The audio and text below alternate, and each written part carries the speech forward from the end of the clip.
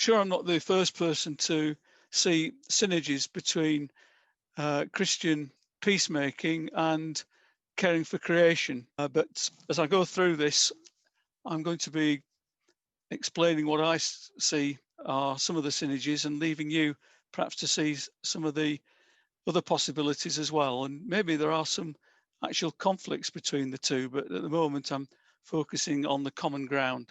Well, I think most people would agree that, that in the modern era, the bombing of Hiroshima and Nagasaki was a wake-up call to the world, and particularly to Christians, to become more active in peacemaking. It's very sad, isn't it, that Nagasaki, which was taken out August 1945, was a centre for Roman Catholics in Japan. And so we had a Christian nation fighting against other Christians. And I just puzzle how that can ever be right. If the bombing of Hiroshima and Nagasaki was a wake-up call for Christians to become more active in peacemaking, then perhaps the equivalent in the environmental sphere would have been the Apollo program, and particularly the Earthrise images, which came back on Christmas Eve 1968. And it's interesting, isn't it, that this whole space program was a game of one-upmanship between the United States and the Soviet Union, with a strong military component. And yet somehow that's brought about a realization of how fragile and vulnerable we are as a planet and as a human population. And when we talk now about saving the planet, I think a lot of it really is how can we save ourselves from the mess that we've created. Well, the Earth is a marvel, isn't it, really, when you think about it? This ball of mostly water floating there in space, just a comfortable distance away from the sun. And we have a moon which produces daily tides that promote the well-being of life in the oceans, cleaning the beaches, and sustaining human life in many ways as well through providing food. About 10 years ago, a Christian C&D pointed out that it would just take a discharge of Trident nuclear weapons to create enough dust and dirt thrown up into the atmosphere to produce what they called a global nuclear winter. And the Earth would be shrouded in dust and fallout for a long time, who knows, maybe a year or two, during which time crops would fail and there would be mass starvation and environmental destruction. This isn't actually a crater from a nuclear weapon. This is an asteroid impact in Arizona. But it gives an impression of the sort of situation we might be in with even a modest discharge of nuclear weapons. And whilst we as Christians are concerned about caring for creation and the big focus on climate change, which is gradually, well, rapidly creeping up on us, in the space of just a few hours, we have the capacity now to destroy much of life on Earth. Of course, there are disputes going on in the background about whether climate change is the extent to which it's caused by human beings and how much it's to do with natural cycles, and I aren't competent enough to go into that. And there are disputes as well over nuclear weapons. Some would say it's the best thing since sliced bread. It's kept the peace all these years, 75 years. And I think as Christians, we need to be careful not to dig into one particular view or the other, but to derive our motivation and inspiration from Christian teaching. And I particularly have been thinking more lately about the creed and the incarnation and the end times, and how Jesus promises to return, and which gives us hope. But if we're realistic about the planet and we take science seriously, then we have to realize, I guess, that there have been mass extinctions over the past 4.5 billion years. This is a puzzle to us, isn't it, really? How can a creator God allow these things to happen? Perhaps another way of looking at it would be to say, well, isn't it marvelous that human life has reached this point of consciousness with the Creator? And we should just be thankful and trust that God is going to work out our future for the best possible outcome. We have actually reached a new era in terms of geological formation, and it's known as the Anthropocene. And what's happened since the testing of atomic weapons over the last 70 years, particularly up to about the early 90s, so much radiation has been released into the Earth's atmosphere that it's traceable across the whole surface of the Earth. And added to that, here, by the way, are some pictures of the nations and where they've been exploding their weapons, mostly above ground, then towards the end of that period, underground. But the other thing that's noticeable across the surface of the Earth, including the ocean floor, is of course microplastics. Not always microplastics, whole rafts of plastic that are caught up and swirling around the oceans. And so human beings have made a lasting impact on the planet. And this is something that will be there forever, as far as we know. Nuclear energy is a bit of a mixed blessing. I know that many people regard it as the way forward, but I'm struck by the fact that this radioactivity from plutonium in particular lasts for such a long time.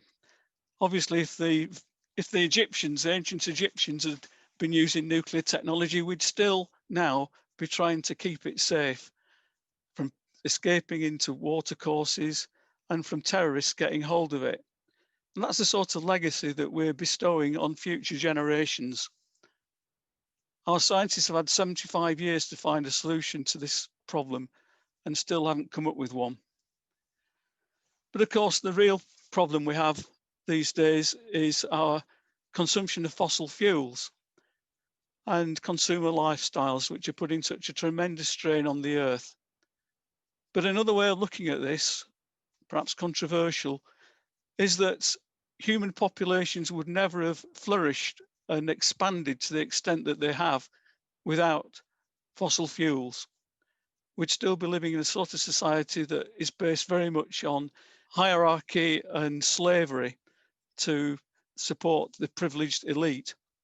But we only just have to look around the world to see what oil refineries are doing, the coal mining, it's taking off the mountaintops in the Appalachians.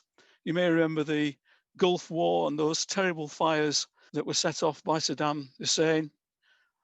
We've got the Canada oil tar reserves, which are being exploited now, and an area the size of England has been turned into something resembling the surface of the moon.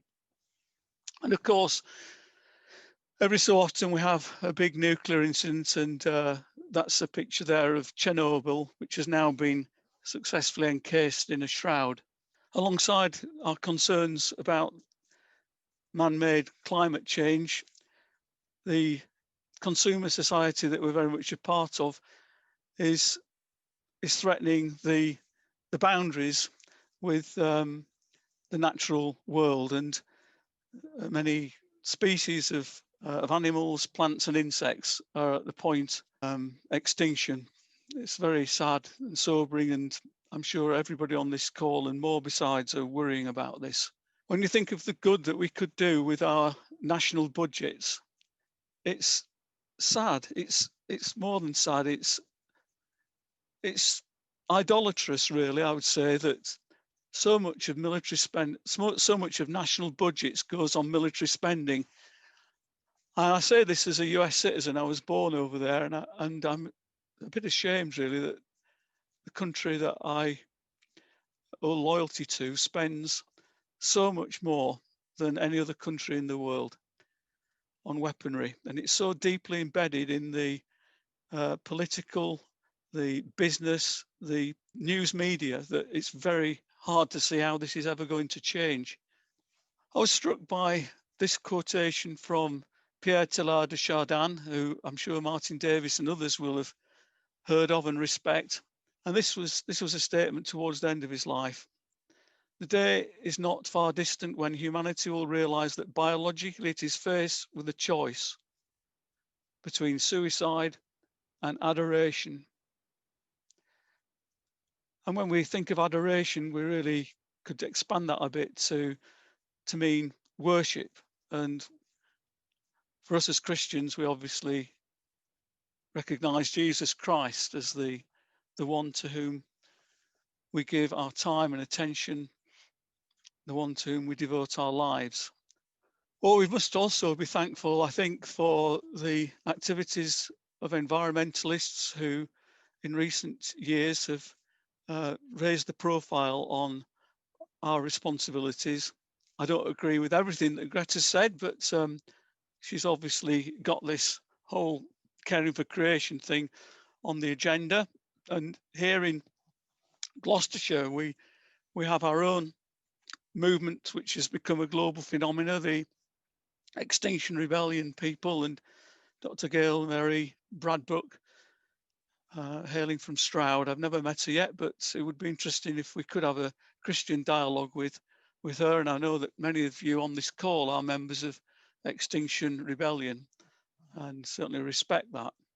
Going back to the military situation, which is always preying on my mind, there was a recent study from Brown's University in the US, which estimated that the United States Department of Defense has a larger annual carbon footprint than most countries on the earth. You only just have to look across Europe and Asia to see a selection of the bases which are there for our safety. I'm sure that's how it's very well meaning, but it would be good if there could be some way of reducing that carbon footprint and turning swords into plowshares. Well, as you know, Greta and ER and many others claim that the science is settled, which means really that we are guilty since the Industrial Revolution of causing potentially catastrophic climate change, and many people are seeing evidence of that around us even today. And sadly, those who are suffering at the moment more than anywhere else are in the developing countries where they're only just getting by as it is. What puzzles me is how can we as Christians make a distinctive contribution? And during the Cold War, I was very much involved with a peace prayer group at St Thomas Crux in Sheffield. I'd love to see something like that starting up again. And I'm very pleased that Martin Davis and others are meeting regularly to pray about the climate crisis. Another distinctive way that we might work together is this example here from Holy Week 2019, when several of us made a kind of peace vigil stroke protest outside the incinerator at Javelin Park, just down the road from here. I thought it was great how Peter at the back there chatted to the manager of the plant while the rest of us were praying. To exchange views, to differ, must be the right way forward rather than digging in and throwing rocks at one another or whatever the equivalent might be. You may be aware that the Bulletin of the Atomic Scientists has recently moved forward the hands of the doomsday clock, as it's called, and it's now, it used to be at 2 minutes to midnight for a long time, representing various threats to humanity. And at the start of the year, it was moved forward to 900 seconds to midnight. And this is just obviously an illustration, but it shows that we are, I think, in a situation where science is confirming what the Bible has said for a long time, that we are to anticipate the last days. And in some ways, when you think of geological time, we are in the last days of the last days. Nobody knows for sure what is going to happen physically and socially and in terms of other species on the planet. But the Christian Creed, the Apostles' Creed, Nicene Creed, give us confidence that Christ will come again in glory. But that doesn't mean to say we trash the planet along the way, just the opposite. We want Christ to return to a planet that is being well cared for. I'm sure all of us would agree with that. And as a Christian, I've often thought about all this just from a scientific point of view. I spent 30 years working on environmental issues for a multinational. But then I was brought up short when I read these few words from Gus Sabeth, a US environmental lawyer and former Dean of Forestry at Yale. And this is what he said: I used to think that the top environmental problems facing the world were global warming, environmental degradation, and ecosystem collapse, and that we scientists could fix these problems. But I was wrong. The real problem is not these three items, but greed, selfishness, and apathy. And for that, we need a spiritual and cultural transformation. Added to that, I read something the other day which impressed me, which is that here in the Western world, we are spiritually poor. We're starving. And the way we try to compensate for that is through consumerism. And that's just linked in, I think, with the annual Christian gathering, Greenbelt. We're coming out of that a few years ago, and I'm sure Jerry and Sue Barr will remember this. There was a spirit of generosity that emerged. And I think that's something we would love to encourage again.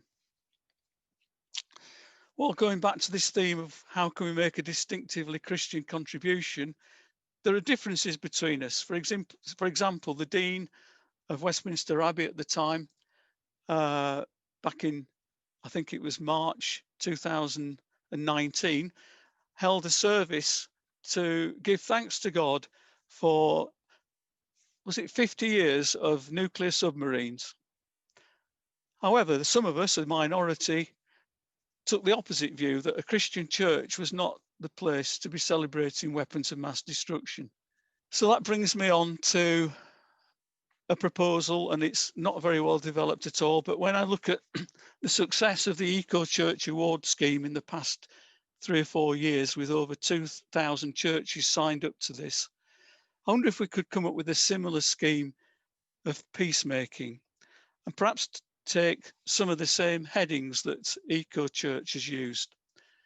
You'll be familiar with this whole area of worship and teaching.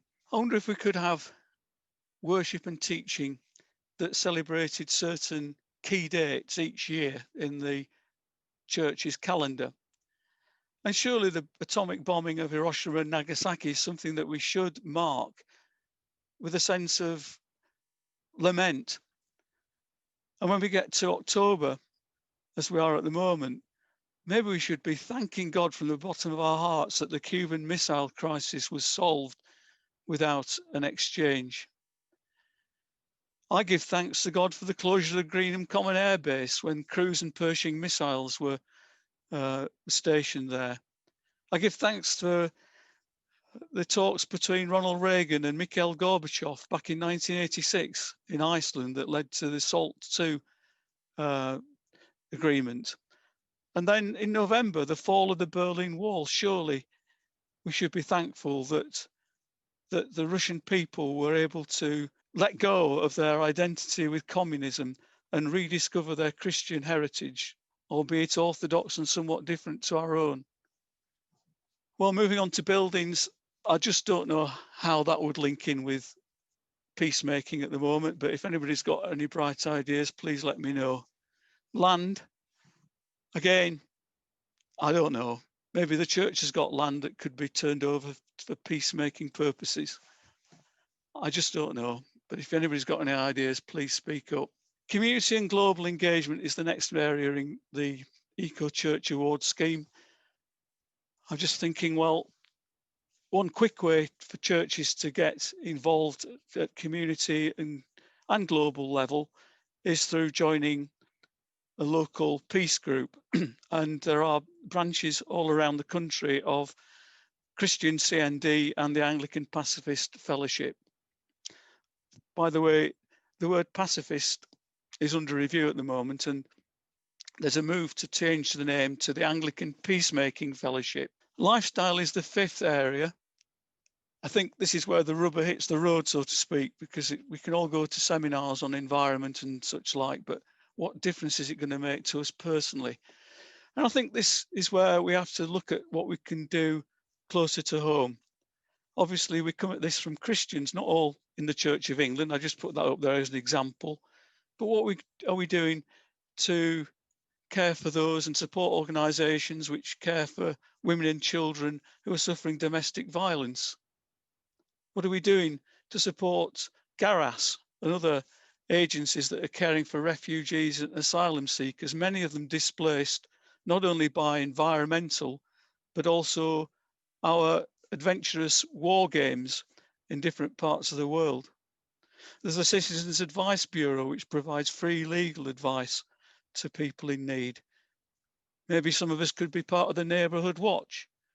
If you've got counselling gifts, why not join the Christian counselling service known as Listening Post? And then there's Christians Against Poverty. So the way I see it, Christian peacemaking has a very big agenda and is something that has been rather neglected, particularly in the last few years. People have the illusion that we are now living in some form of peace, but many of the nuclear weapons are still there and capable of taking out the whole global population in a matter of hours. So I would encourage us to work together and see what we can do with any spare capacity we have to improve these synergies between peacemaking and caring for God's creation. Thank you.